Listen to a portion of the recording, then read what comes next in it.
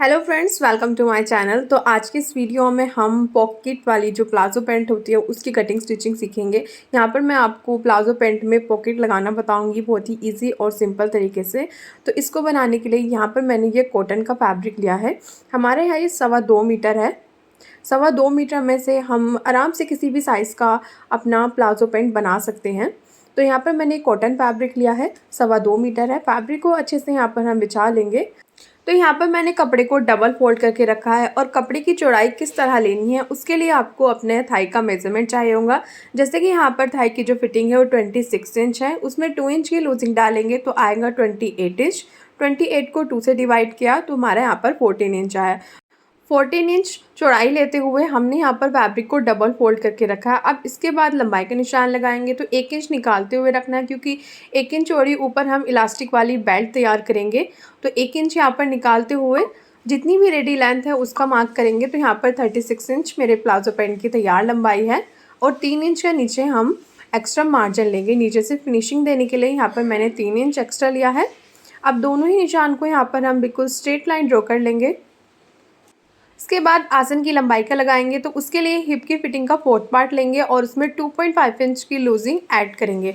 तो यहाँ पर हमने 12.5 इंच आता है, 10 इंच में हम 2.5 इंच प्लस करेंगे तो 12.5 इंच पर निशान लगाया। अब अंदर की तरफ 2 इंच का निशान लगाकर ऊपर तक हम एक सीधी लाइन ड्रॉ करेंगे। ये देखिए, इस तरह हमने यहाँ पर निशान लगा लिए। अब जो यहाँ पर ये कॉर्नर है इस पर हम गोलाई देंगे। तो इस तरह आसन के लिए यहाँ पर हमने मार्किंग कंप्लीट कर ली है। अब हम नीचे मोरी के लिए निशान लगाएंगे। तो मोरी का निशान लगाने के लिए अगर आप स्ट्रेट प्लाजो पैंट बनाना चाहते हैं तो उसके लिए आपको एक बहुत ही सिंपल स्टेप है। जितनी भी थाई की फिटिंग है उसको हाफ कीजिए और नीचे यहाँ पर ये निशान लगाइए। तो यहाँ पर हमने नीचे सेंटर का निशान लगा लिया। अब इस निशान के दोनों साइड हमें जितनी मोरी की फिटिंग चाहिए उसका हाफ करेंगे और दोनों तरफ लगाएंगे। जैसे यहाँ पर हमें 9 इंच चाहिए तो 9 का हाफ किया, 4.5 आया, तो दोनों तरफ 4.5 का यहाँ पर हमने निशान लगाकर मोरी की फिटिंग का मार्किंग कंप्लीट कर लिया। अब यहाँ पर मैंने ये जो कर्व वाला स्केल आता है यानी कि जो एल शेप स्केल आता है इसको यहाँ पर लिया है और बिल्कुल जैसे हमारा आसन की सीध में बिल्कुल इसको रखना है और इस तरह नीचे वाले निशान से ऊपर तक ऐसे निशान लगाएंगे। अब यहाँ पर भी नीचे के निशान से आसन तक हमें निशान लगाना है जहाँ पर हमारा आसन का निशान है। तो यहाँ पर हमने देखिए ये मार्किंग कर ली है और इसी मार्किंग पर मैंने ये फ्रंट वाले पैनल की कटिंग कर ली है। अब यहाँ से हमारा फैब्रिक फोल्ड था तो इसको भी मैं यहाँ से कट कर लूँगी। तो इस तरह ये हो गया। अब इसको आसन वाली साइड को हम दूसरी साइड मिलाएंगे और ऊपर हमें एक छोटा सा कट लगाना है। यहाँ पर हम प्लेट्स बनाएंगे। तो इस तरह फ्रंट वाले पैनल की कटिंग और मार्किंग कंप्लीट है। अब यहाँ पर हम बैक वाले पार्ट की कटिंग करेंगे तो उसके लिए भी मैंने फैब्रिक को डबल फोल्ड करके रखा है। अब ऊपर से हम 2.5 इंच यानी कि 2.5 इंच पर निशान लगाकर एक स्ट्रेट लाइन ड्रॉ करेंगे। यहाँ पर हम अपने बैक वाले पार्ट का आसन की लंबाई फ्रंट वाले पार्ट से ज़्यादा रखते हैं। अगर स्मॉल साइज़ है तो आपको 1.5 रखनी है, मीडियम साइज़ है तो 2.5 रखनी है, अगर आपका लार्ज साइज़ है तो आपको उसमें 3.5 रखनी है। तो यहाँ पर हम मीडियम साइज़ की बना रहे हैं तो मैंने 2.5 रखते हुए उससे नीचे की तरफ फ्रंट वाले पैनल को रखा है जो हमने कटिंग किया था। अब यहाँ पर हम आसन से ऊपर तक जहाँ तक हमने निशान लगाया वहाँ तक एक सीधी लाइन ड्रॉ करेंगे। ये देखिए, आसन से ऊपर तक 2.5 इंच जो हमने एक्स्ट्रा लिया था वहाँ तक मैंने एक सीधी लाइन ड्रॉ की है। अब यहाँ पर हम 1 इंच आगे तक निशान लगाएंगे और इस पर बैक वाले पार्ट के आसन को गोलाई देंगे। अब ऐसे ही हमें फ्रंट से बैक वाले पार्ट को 1 इंच एक्स्ट्रा यहाँ पर निशान लगाते हुए नीचे तक ऐसे ही 1 इंच पर मार्क करना है। तो यहाँ पर नीचे तक हम 1 इंच एक्स्ट्रा लेते हुए हम यहाँ पर मार्क कर लेंगे और देखिए यहाँ पर सीधी लाइन ड्रॉ कर ली है। और जो हमारी ये वाली साइड है यहाँ पर हमारा कोई मार्किंग नहीं रहेगी। अब यहाँ पर जो एक्स्ट्रा हमने 2.5 इंच लिया था उस निशान को यहाँ पर इस तरह तिरछा मिला लेंगे। तो देखिए यहाँ पर हमें तिरछा मिला लेना है। ये हम एक्स्ट्रा इसलिए लेते हैं ताकि जब हम उठते बैठते वक्त हमारा प्लाजो पैंट पे आसन में कोई भी खिंचाव ना आए और एकदम कंफर्टेबल प्लाजो पैंट बनकर तैयार हो। अब जैसे यहाँ पर निशान लगाए थे बिल्कुल इन्हीं निशान पर हम इसकी कटिंग कर लेंगे। तो देखिए यहाँ पर हमने कटिंग कर ली है। अब ये बैक वाले पार्ट पर भी यहाँ पर ही फैब्रिक फोल्ड था तो इसको भी कट कर लूँगी। फ्रंट और बैक हमारे प्लाजो पैंट के दोनों ही पैनल्स कट हो चुके हैं। ये हमारा फ्रंट का हो गया और ये दूसरा हमारा बैक वाला पार्ट हो गया। अब हमें जो बचा हुआ फैब्रिक है उसमें से इसकी पॉकेट कट करेंगे। तो देखिए ये मैंने हमारा जो साइड से फैब्रिक बच जाता है उसको यहाँ पर लिया है। इसको विड्थ वाइज इस तरह हमें फोल्ड करना है। देखिए इस तरह हम यहाँ पर फैब्रिक को डबल करके रखेंगे और इसमें से अपनी पॉकेट के लिए फैब्रिक कट करेंगे। तो सबसे पहले अपने फैब्रिक को यहाँ पर सीधा कर लेना है। ऊपर की साइड से जो तिरछा फैब्रिक है इसको सीधा कर लूँगी और पॉकेट की यहाँ पर लेंथ में रखूँगी 30 इंच। 13 इंच लंबी यहाँ पर हम पॉकेट बनाएंगे जिसमें हम अपना फ़ोन कंफर्टेबली रख सकते हैं। तो यहाँ पर और इसकी जो विड्थ है वो यहाँ पर हम रखेंगे 6.5 इंच, 6.5 इंच चौड़ी और 13 इंच लंबी यहाँ पर हमें पॉकेट के लिए फैब्रिक कट करना है। जैसे यहाँ पर हमने निशान लगाए हैं, अब इसी निशान पर हम इसकी कटिंग कर लेंगे। तो देखिए यहाँ पर हमारा जो पॉकेट के लिए फैब्रिक है वो कट हो जाएगा। इस तरह का एकदम हमें सिंपल 13 इंच लंबा और 6.5 इंच चौड़ाई इसकी यहाँ पर कट कर लेंगे। यानी कि लंबाई और चौड़ाई इसकी बराबर है। 13 इंच इसकी लंबाई है और 13 इंच इसकी चौड़ाई लिए एक स्क्वायर पीस यहाँ पर मैंने कट कर लिया है चौकोर। तो ये पैंट और पॉकेट हमारी कट हो चुकी है। अब इसमें से क्या करेंगे, बैक वाले पार्ट को अलग रखेंगे, पॉकेट और फ्रंट वाला पार्ट लेंगे और इसकी हम स्टिचिंग स्टार्ट करेंगे। उसके लिए फ्रंट वाले पार्ट की दोनों ही पैनल्स की राइट साइड को एक दूसरे को मिलाते हुए रखना है। ये देखिए अब आसन की साइड से बिल्कुल मिला लेंगे और हम इसकी स्टिचिंग स्टार्ट करेंगे। तो यहाँ से मैं अपनी पॉकेट और फ्रंट वाले पैनल को लेकर इसकी स्टिचिंग स्टार्ट करूँगी। तो यहाँ पर देखिए मैंने ये फ्रंट वाला पैनल लिया है, आसन की साइड से दोनों को अच्छे से मिला लिया है। कपड़े का जो सीधा वाला हिस्सा है वो अंदर की तरफ है और यहाँ पर हम आसन पर सिलाई लगाएंगे। तो सबसे पहले आसन पर यहाँ पर हमें सिलाई लगानी है और सभी धागों को आप साथ ही कटिंग कर कर चलें, इससे आपकी सिलाई में भी काफ़ी अच्छी फिनिशिंग आएंगी। आसन की सिलाई लगाने के बाद हमने ऊपर की तरफ ये कट लगाए थे, तो इस कट से कपड़े को इस तरह सीधा यहाँ पर पकड़ना है और इस पर 6 इंच पर निशान लगाएंगे। तो यहाँ पर हम 6 इंच लंबी एक प्लेट बनाएंगे।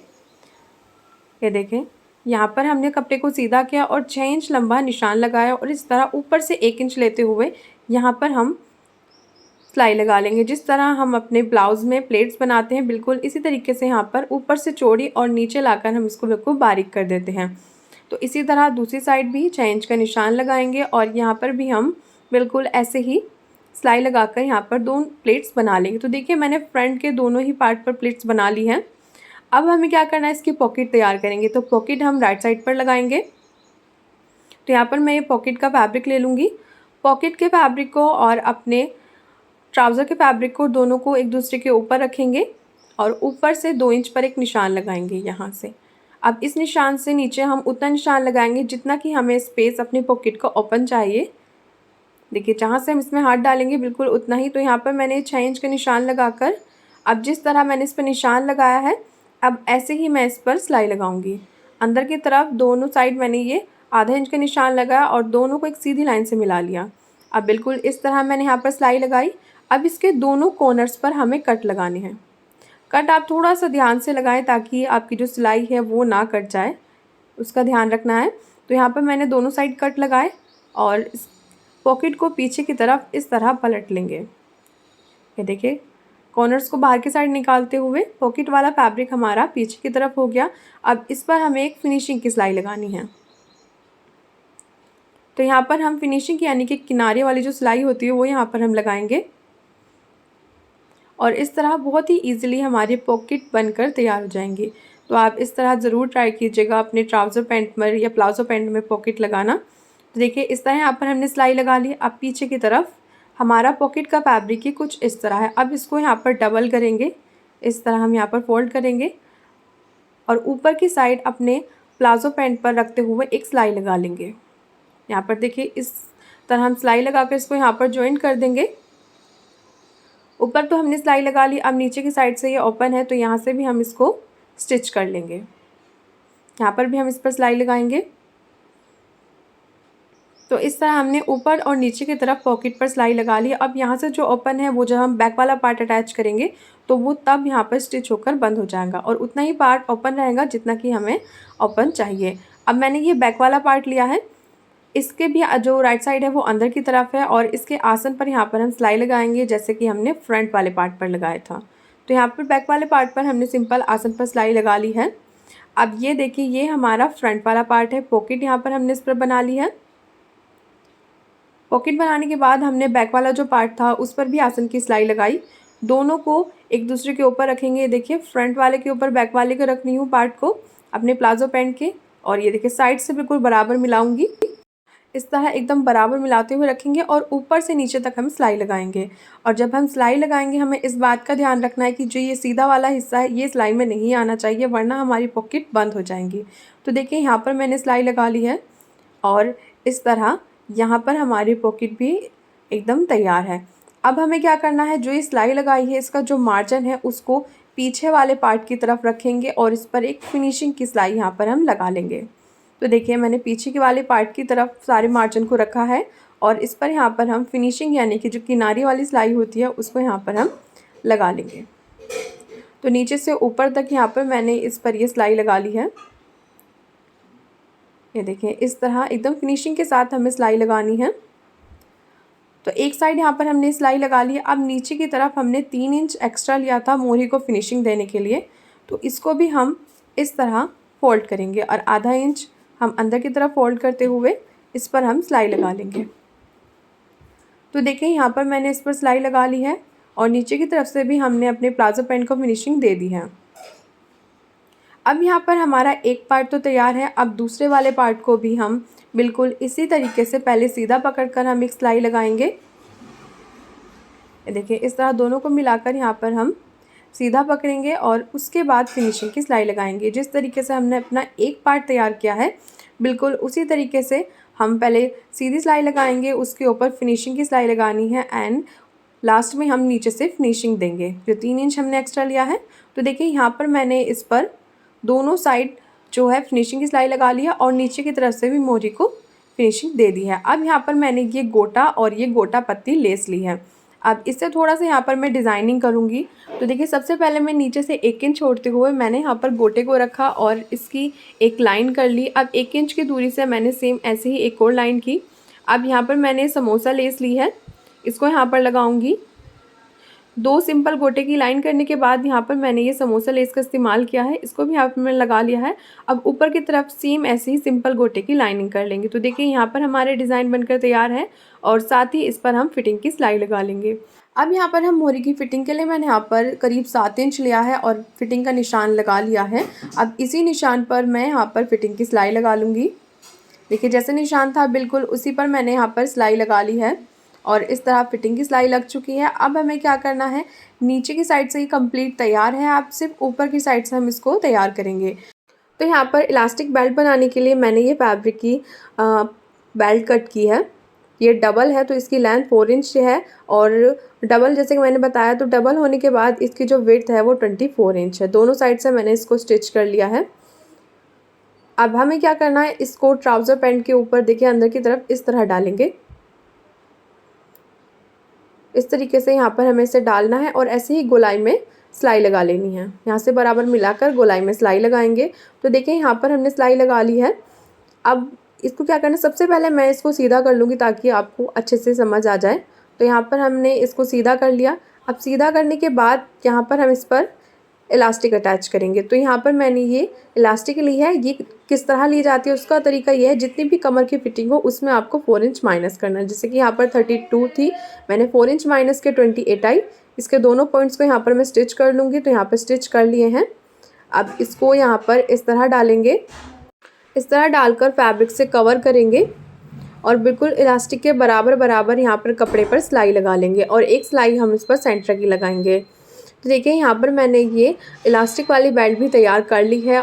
तो देखिए इस तरह हमारी प्लाजो पैंट तैयार है। अगर आपको ये तरीका पसंद आया हो तो वीडियो को लाइक और चैनल को सब्सक्राइब करना ना भूलें। तो आप भी इस तरह अपनी straight palazzo pant with pocket के साथ बना सकते हो। वीडियो कैसी लगी कमेंट करके ज़रूर बताएगा और चैनल को सब्सक्राइब करना बिल्कुल ना भूलें। आज के लिए बस इतना ही। न्यू वीडियो में फिर मिलूंगी कुछ न्यू डिज़ाइन के साथ। Thanks for watching.